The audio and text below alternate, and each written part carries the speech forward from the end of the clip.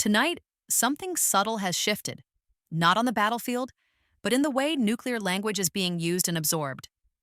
Russian officials have again raised the vocabulary of doctrine, deterrence, and thresholds, but the more revealing signal may be the reaction it is designed to measure. This is not only about what Moscow says, it is about whether Washington and NATO still register those words as a warning, or whether repetition has turned them into background noise. Because if nuclear rhetoric can be normalized, it becomes a tool for testing resolve and shaping risk perception without firing a shot. That test, in itself, is an escalation. In recent weeks, senior Russian officials have once again elevated nuclear language in public remarks and formal statements. These comments did not emerge in isolation or from marginal figures. They came from officials closely tied to Russia's security and defense apparatus, speaking at moments when Western governments were openly debating whether to expand military assistance to Ukraine.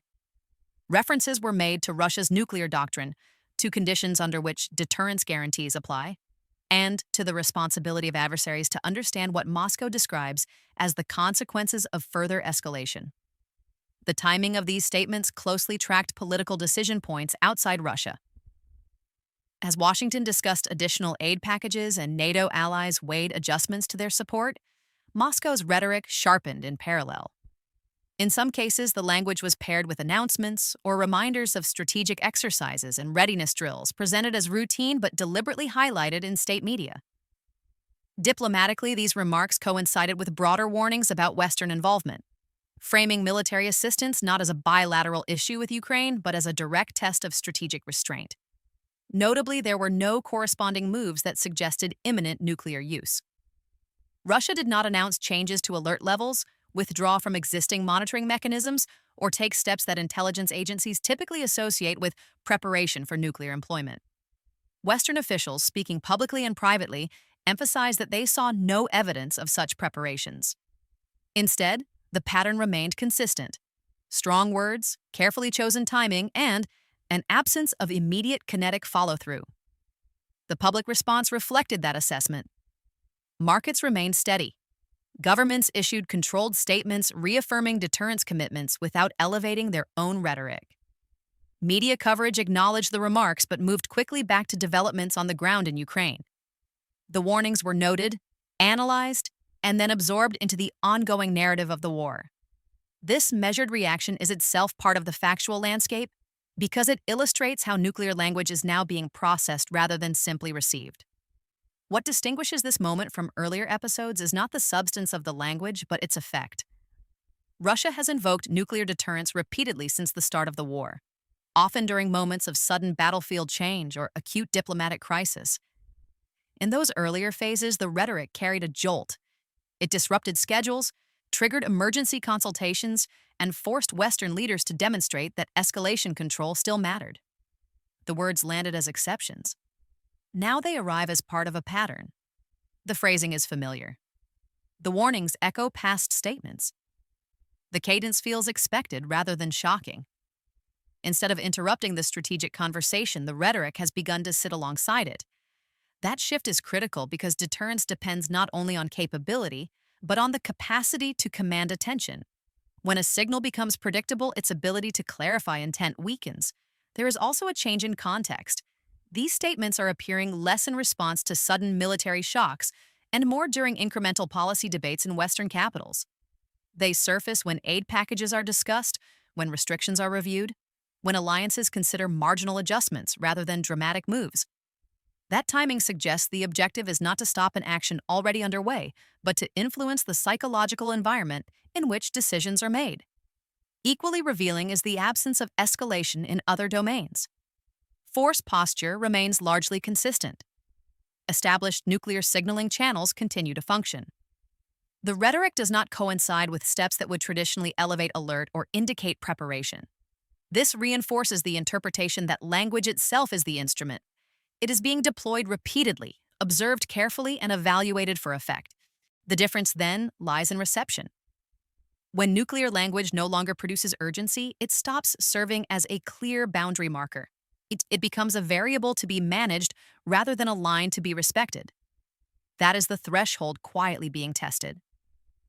Not whether the West understands the words, but whether it still treats them as exceptional.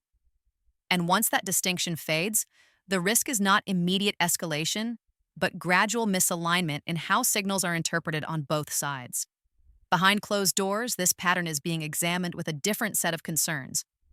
In Washington, the focus is not on the literal content of Russia's nuclear statements, but on what those statements are testing. Intelligence briefings emphasize repetition over novelty, asking whether Moscow is less interested in issuing a warning than in observing how quickly that warning fades. The core question is not escalation in the traditional sense, but adaptation, how Western systems adjust when extreme language becomes routine. Within the Pentagon and the National Security Council, the dilemma is persistent and finely balanced. A forceful public response risks validating the tactic by proving that nuclear rhetoric still dominates attention. A muted response, however, risks signaling that the threshold for concern has shifted upward. Officials are attempting to thread a narrow path, acknowledging the language without amplifying it, maintaining deterrence while denying Moscow the feedback it seeks. This approach is deliberate, but it is not without cost. Across NATO, the challenge multiplies. Alliance leaders must reassure domestic audiences while preserving cohesion among members with differing sensitivities to nuclear signaling. Public messaging is carefully aligned, emphasizing continuity rather than alarm. Internally, discussions focus on preventing rhetorical escalation from dictating policy, even as the alliance remains aware that misreading intent carries its own dangers. Stability becomes the objective, yet stability built on familiarity can be fragile. From Moscow's perspective, each cycle of reaction, or restraint, produces insight. Which statements prompt debate? Which draw official rebuttals? Which pass with little comment? This is not a search for immediate leverage, but for long-term calibration. The Kremlin has long treated deterrence as a psychological contest, one in which perception matters as much as posture. Here, the data being collected concerns tolerance, how much nuclear language the West absorbs before it begins to ignore it. The risk in this environment is subtle and cumulative. When both sides believe they are managing escalation responsibly, they may overlook the point at which their assumptions diverge. One side interprets calm as control, the other interprets it as accommodation. That gap does not announce itself with a crisis. It widens quietly, shaped by habits of response rather than deliberate decisions, and once those habits harden, correcting them can require reactions far sharper than anyone intended. At the center of this pattern is a form of psychological testing rather than overt intimidation. Nuclear language is being used less as a threat to shock and more as a signal to be sampled. Each repetition functions like a controlled experiment, designed to observe reaction times, intensity, and duration. The question Moscow appears to be asking is not whether the West understands the implications of nuclear escalation, but whether it still feels them. For Western political systems, repetition alters perception. The first warning triggers urgency. Subsequent warnings invite analysis and reassurance. Over time, the language risks becoming incorporated into the baseline of strategic noise that accompanies a long war.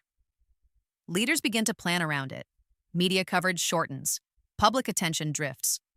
What was once exceptional becomes familiar, and familiarity changes how risk is processed. This adaptation can look like resilience, but it can also resemble desensitization. This testing operates across multiple audiences simultaneously.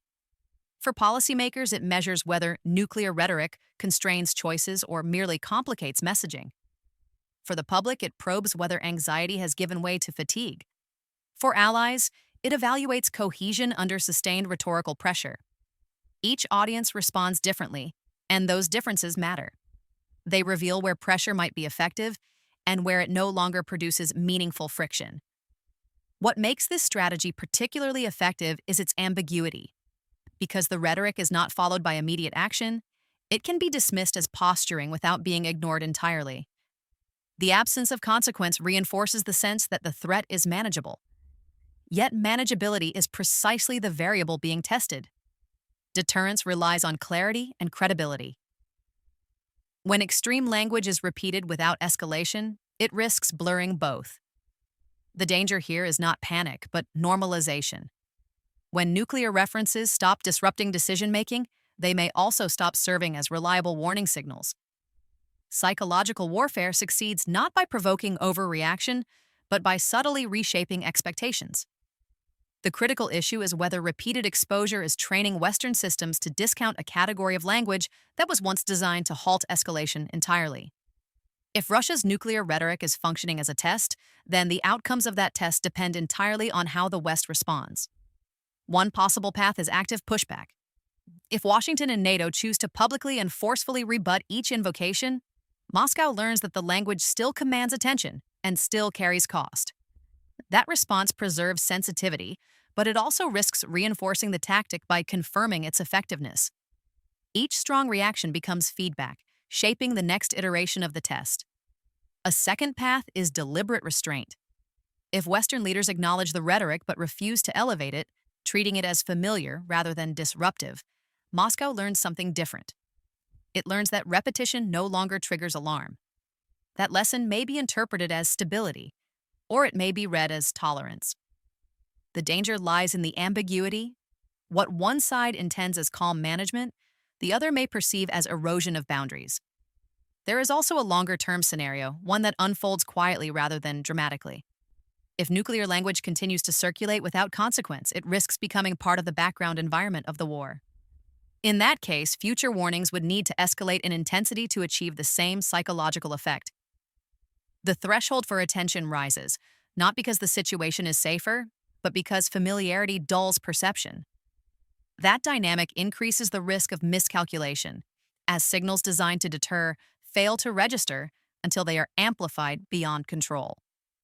None of these outcomes produces immediate escalation. All of them shape expectations. And expectations, once established, influence how future signals are interpreted under stress. The most dangerous possibility is not a single misstep, but a gradual drift in assumptions, where both sides believe they understand each other's limits, only to discover too late that those limits were misread. The implications of this test extend far beyond the current battlefield. If nuclear rhetoric can be used repeatedly without triggering sustained alarm, it alters the broader strategic environment in which other states operate. Deterrence norms are not written only in treaties or doctrines. They are reinforced by shared expectations about what language is exceptional and what behavior demands restraint. When those expectations erode, the system that relies on them becomes less predictable. Other actors are watching closely. Countries with their own nuclear capabilities, or ambitions to acquire them, study not only Russia's words but the reaction they provoke. If repeated nuclear references produce limited consequences, the lesson is not that nuclear weapons are less dangerous, but that invoking them carries fewer immediate costs. Over time, that lesson can encourage a wider use of extreme rhetoric as a bargaining tool, further diluting the clarity of deterrence signaling. This normalization also affects alliance politics. NATO's strength has long rested on credible commitments and clear thresholds. When nuclear language becomes routine, maintaining those thresholds requires greater discipline and coordination. Each member state must interpret the signals in roughly the same way or risk fragmentation in response. The more familiar the rhetoric becomes, the harder that alignment can be to sustain, especially under domestic political pressure. At a systemic level, the risk is cumulative. A world in which nuclear language circulates freely is not necessarily one closer to immediate catastrophe, but it is one in which warning signs are harder to distinguish from noise. Stability in such an environment depends on constant interpretation and adjustment, rather than on clear red lines. That makes crises more manageable in the short term, but potentially more dangerous over time, as misinterpretation becomes easier and correction more costly. What this moment ultimately reveals is not a decision, but a direction. Russia's repeated use of nuclear language is not producing a crisis, and that may be precisely what makes it consequential. When warnings no longer disrupt, they no longer clarify. They blend into the environment, shaping expectations quietly rather than forcing choices openly. In that space, both restraint and resolve can be misread. For Western leaders, the challenge is not to panic, but to listen carefully to what repetition is teaching, about tolerance, about attention, and about the limits of familiarity. Calm management can preserve stability, but it can also train adversaries to push further, to refine the test, to search for the point at which language regains its power. Deterrence does not fail all at once. It erodes when signals are absorbed without acknowledgement, when exceptional words become routine. For Moscow, the data gathered from these cycles will inform future signaling. Which statements linger, which fade, which provoke debate, and which pass without consequence. None of this requires immediate action to matter. The learning occurs over time, in patterns of response, rather than headlines. And for the international system, the question is not whether nuclear weapons are more likely to be used tomorrow. It is whether the language meant to prevent their use is losing its capacity to warn. When extreme words become background noise, risk does not disappear. It becomes harder to see. What happens next may not announce itself with sirens or sudden shifts. It may unfold through habit, through expectation, through the quiet recalibration of what still demands attention. And if that is the case, the most important test may already be underway.